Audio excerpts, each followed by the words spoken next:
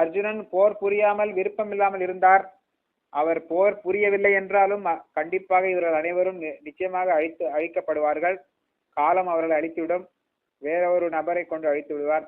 அர்ஜுனனுக்கு புகழ் சேர வேண்டும் என்பதற்காக நிமித்த மாத்திரம் பவ சப்தி சாட்சின், உனக்கு இது ஜெயிச்சுட்டு நீ இந்த ராஜ்யத்தை அனுபவி. அர்ஜுனனுக்கும் பாண்டவர்களுக்கும் சாதகமாக செயல்படுகிறார் பகவான் கிருஷ்ணர். அவர்களை ஆட்சி அரியணையில் உட்கார வைக்க வேண்டும் என்ற ஒரு நோக்கத்துடன் பகவான் கிருஷ்ணர் செயல்படுகிறார். அவர் போர் செய்வதில்லை. ஆனால் பக்தர்கள் ஆட்சி செய்ய வேண்டும் என்பது தர்மம் நிலைநாட்டுவதற்காக பகவான் கிருஷ்ணர் அவதரிக்கிறார். அரக்கர்களை அழிக்கிறார், தர்மத்தை நிலைநாட்டுகிறார், பக்தர்களை பாதுகாக்கிறார்.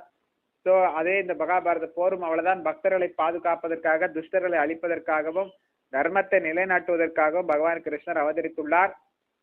அதேதான் இங்கு செய்து கொண்டிருக்கிறார்.